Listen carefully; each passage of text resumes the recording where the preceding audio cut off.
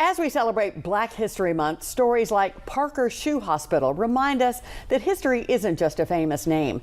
The Parker Shoe Hospital was once named the oldest Black-owned business in downtown Huntsville. The owner's son remembers spending time there with his father. And WAFF 48's Haley Baker shares a story of how this landmark was more than a place to have your shoes repaired.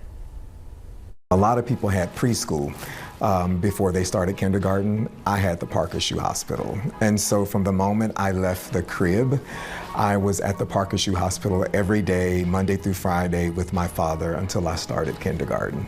For Ryan Parker, the son of the late Clinton Jack Parker, the Parker Shoe Hospital was not just a family business. It was a legacy. His father, a World War II veteran, returned home and used the GI Bill to study tailoring at Alabama Ag and Mechanical College.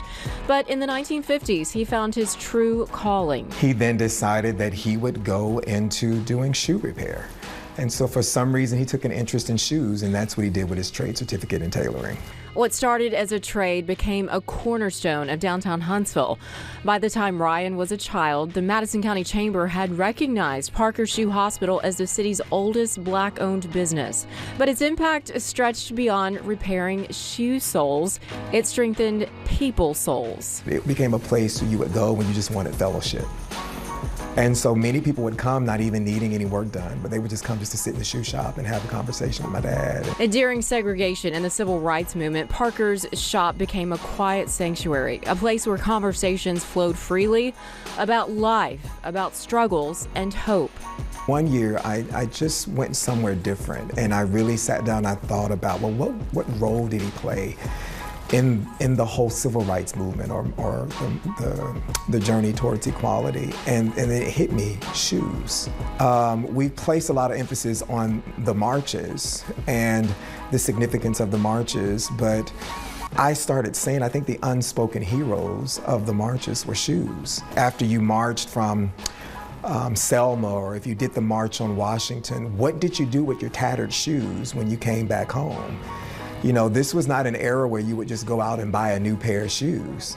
You know, you would take your tattered shoes to the local shoe repair man. And so I would imagine that all of those individuals who marched in Selma, as soon as they came back to Huntsville, they went straight to the Parker Shoe Hospital to get their heels replaced. Now, Clinton Parker repaired the very shoes that walked through history. He worked until the day he died at the age of 78, never realizing he was helping to carry a movement forward one step at a time. I would imagine that my dad, all those years of repairing shoes, never thought to himself that these were the shoes that were worn for some of the most historic and monumental moments of American history. In Huntsville, Haley Baker, 48 on your side.